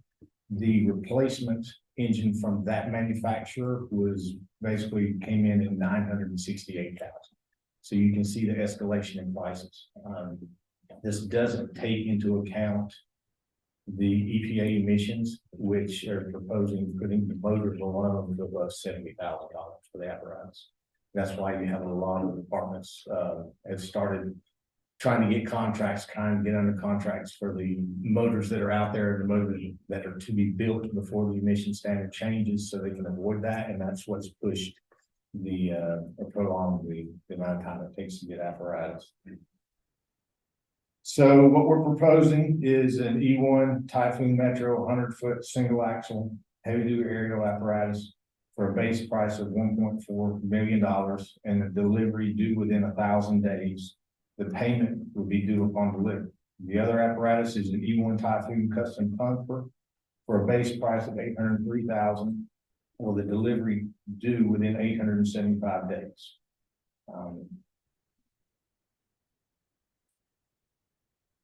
The engine will be expected to arrive in the second quarter of 2026 and the latter in the fourth quarter of 2026. So the combined debt service at 5% for 10 years is approximately $300,000 per year.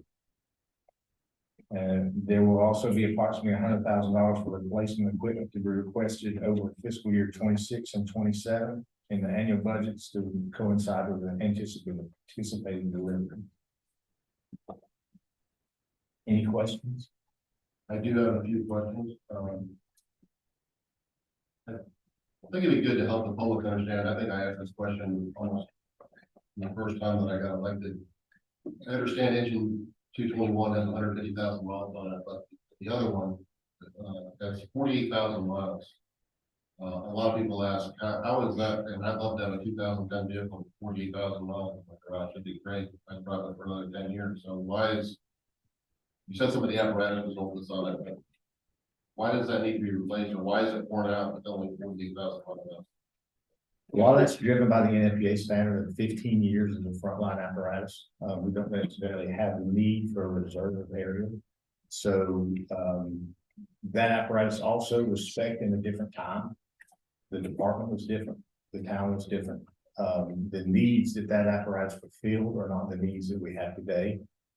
That, taking that into account and the projected delivery time, that's why we wanted to ask for it at this time.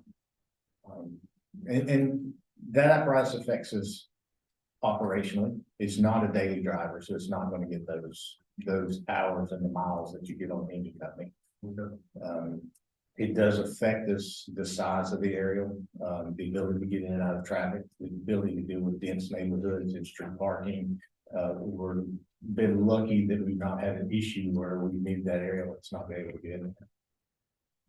All right, another question I have, this is kind of driven, I was recently, I toured the CATS facility on Trade Street in Charlotte area transit, and I was maybe not shocked, but I kind of jokingly was suggesting how much they got for buses when they sold them in their 100 people life, and they basically almost give them away, and you can buy a used bus for like $1,000.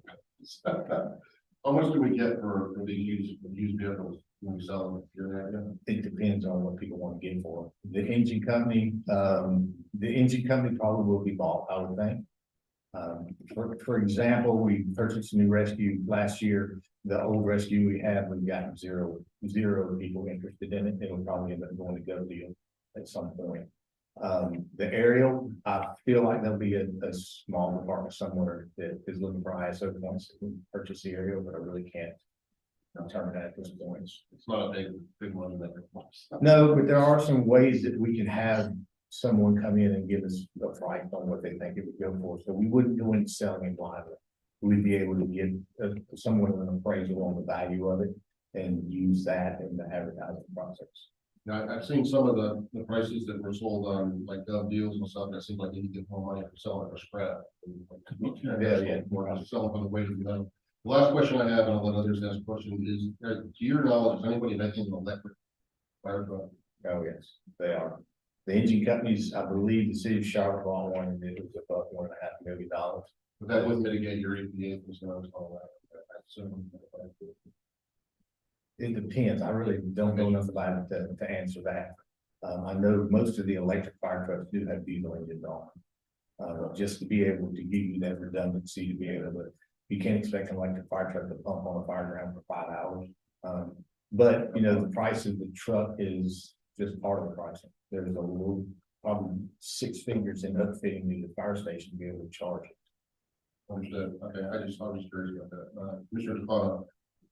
Yes, if I heard correctly, you were stating that there was a time-sensitive nature to this because of the backlogs that the truck manufacturers had. Was my understanding correct? Yes, that's part of it. There's also I don't know if it's significant yet, but there's also, we've been told there will be a price increase at the end of the year, just like normal things. At the end of the year, prices go up. So that leads to my next question.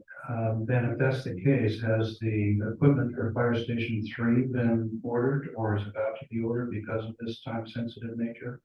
We're pursuing other avenues with it. The town has made substantial contributions to Idlewild over the years. So when the time comes, we will be asking them and reaching out to them to see what they can do with us with some of the apparatus. Manager Hall, did you have a comment? Commissioner Stefano, are you talking about like fire truck equipment or like a equipment and like FF&E for the building itself? Yes. Both? What was it both? I'm sorry. So you're talking about the material with them. Oh, she was asking if I meant the fire trucks and I said yes. Okay. Yeah, so we do believe that we will be equipped to open Fire Station 3 with the partnership with Idlewild, with the equipment that we'll get from them. The trucks that we're asking for tonight, we have had them in our vehicle replacement schedule and in our CIP for a number of years. What has snuck up on us is the new lead times of having to order them 875 days and 1,000 days in advance just to get in line to try to take delivery around the time that we anticipated.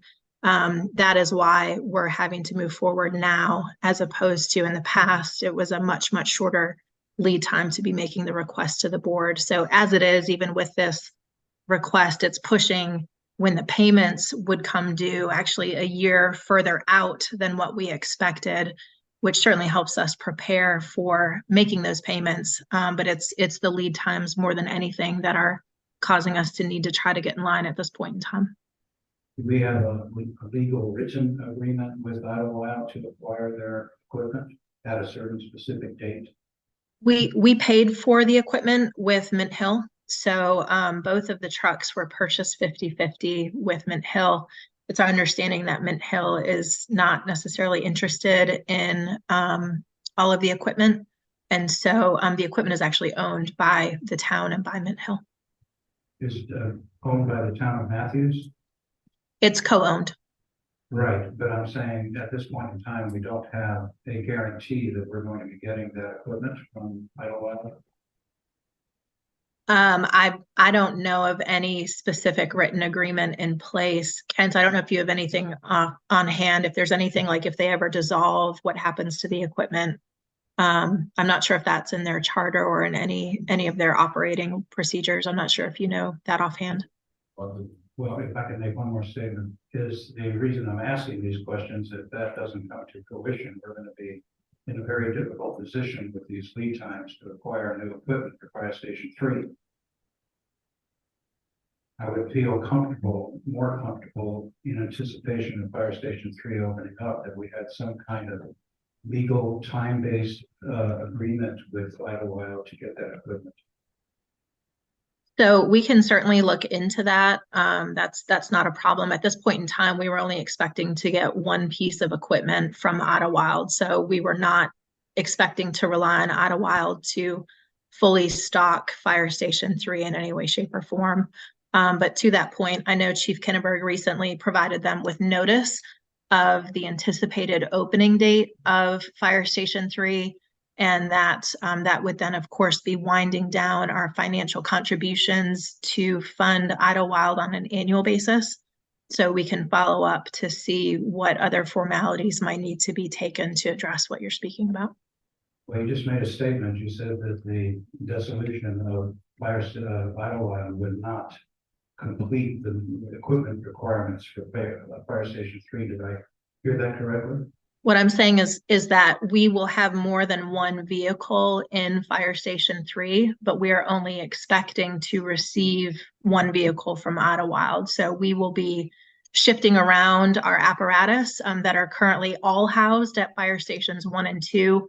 And so some of that will move over to Fire Station 3. We already have that equipment in our possession. So what I'm hearing is that we have excess equipment at Fire Station 1 and 2. We have primary engines, and then we also have backup apparatus. So there's a multitude of equipment in both stations.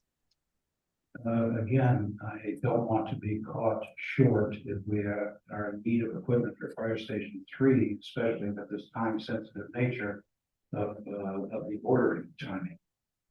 I'm not feeling comfortable about what I'm hearing. The fact that we're only getting one engine from Idlewild, and that we have to shift equipment around in order to populate Fire Station 3. If we are in need of another piece of equipment at Fire Station 3, we need to start discussing it now, since we have time-sensitive ordering requirements. And I don't feel comfortable about this. Okay, and I understand that, but at this time, I do not have the same concerns.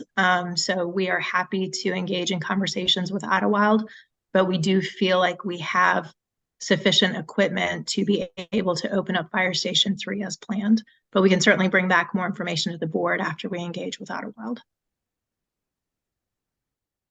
We have had conversations preliminarily with Idlewild. Now that the green light has been given to build the station, those conversations will, they will go on in earnest. We do have a plan and internally in place to do that too, and to use currently apparatus that we have at Station 3 while we await these deliveries. So engine 221 is going to be replaced as part of this package, but if necessary, it can be used at Station 3 until the replacement comes in.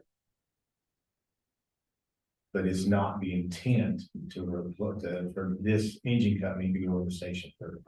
Right, but we still don't have a time-based agreement with Idlewild to ensure that Fire Station 3 will have sufficient equipment when it's open for business. Correct. We've been waiting on the green light to go ahead for construction before we nail that down. So can we ask for a time when you can come back to the board with an agreement with Idlewild that nails down the the acquisition of that one piece of equipment. That's something we can talk with them about. Yes. Yeah, That's, I think that's an essential. I think we all understand the need for that. Well, I'd ask Mr. Buckley, if we paid for the equipment, aren't they obligated to give it back to us? The town Matthews paid for It's it. a co-ownership with Mid Hill, right, but it would not, the acquisition is the term, it's not the purchase from Ottawa, they'll be out of business, they don't need the money. So it'll just be a turnover, would be a better word for that. But there's no date assigned to that term. And we have the fire station 3 that's opening up. They're going out of business. When? Well, you have to ask the fire. Well, this is exactly my point. We don't know. So thank you. If you bring that additional facts to the board, I would appreciate it. Thank you. Yes. All right, any further questions? Comments, motions?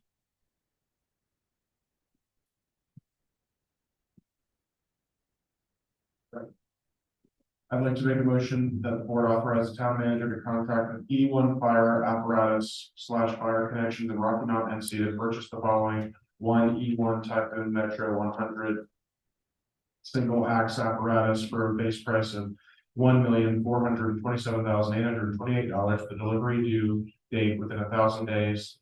One E1 Typhoon custom pumper for a base price of $803,248 with a delivery due date within 875 days, and to authorize a 5% contingency to cover any additional costs of the final specifications of each unit for a total contract obligation not to exceed $2,350,000. I'll second that motion.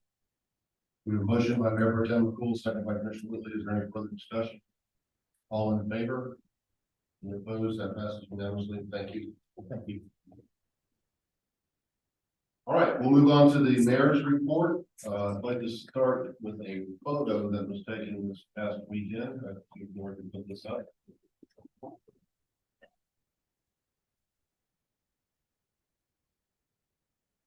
While that's coming up, this is going to be a photo of myself with Matthew's own Colonel Margaret Dragonek, who we honored on Veterans Day during the Veterans Day celebration. Colonel Dragonek served in Vietnam as well as the Persian Gulf War as a colonel. She's one of the highest ranking retired female military folks in our county that's still active in the post and such. Margaret serves on the Matthews Women's Club. She's active in MVAC as well as the American Legion Post 235. And the picture that I presented her with is 4 American female pilots in my speech on the 11th was about the contributions of women in the military, but these are 4 female pilots that actually learned how to fly the B-17 flying fortress behind them, and you can't see it in this picture, but the name printed on the side is Pistol Packing Mama. So these 4 women trained in this plane. This picture was taken in Ohio in 1944, somewhere up around White Patterson Air Force Base, I believe, somewhere near here. But they actually delivered this plane to the war theater in Europe, and it was used over there. They delivered the plane. So Margaret was very happy to receive this. She's very deserving. She's a great contributor to our town, and I just wanted to recognize her. And she's moving into Windsor Run, and said she's going to put that in a place of honor in her house. She thinks it's a really cool picture, and she said that her flight jacket looks very similar. They have to change questions. World War II. So thank you for sharing that. The other thing I want to mention is we have a lot of neat events coming up in the town of Matthews as the holidays approach, and one that's really on the radar, it's coming up very quickly, is on this Saturday. We have our hometown holiday stroll from 7 in the morning to 9 p.m. And on that same day, we'll have our Winter Wonderlights program from 3:30 to 6:30 in Stumptown Park. Santa Claus will be visiting and lighting the trees and the lights. It's going to be a really exciting time. I'd like to certainly invite all the elected officials there if you're available, and hopefully a lot of the public I know will come to see that event. Maureen, what other events do we have that come to mind that are coming up really soon? I'm sure I can get into one of them. Sorry to put you on the spot, but we do have here, pull the calendar up. It's really just full of a lot of things going on. Let's see. Yeah, we have a Jingle Jam concert Friday, at 7 o'clock on Matthew Station Street. Great. You mentioned the event Saturday, and then we have menorah lighting on December 11th. We have a Kwanzaa event on December 29th, I believe. Looking at you, Frank. We have New Year's Eve, on the 31st, and there's several other things that I'm forgetting, but Well, thank you so That's much. okay. You remember more than I did. Certainly check the town calendar on our website. There's a lot of neat events coming up. Done a great job. And it's very creative in the names of these events. Jingle Jam and Winter Wonder Lights, stuff. So, a lot of things coming up. Certainly check our calendar and come out if you can. It's a lot of good time. That's all I have for the Bears report. Move on to town attorney's report. No report there. Town manager report. Becky, do you have anything? No report. Motion to adjourn. Second. Motion to adjourn by Mayor Pro Tem Gould, second by Commissioner Whitley, all in favor? Have a good night.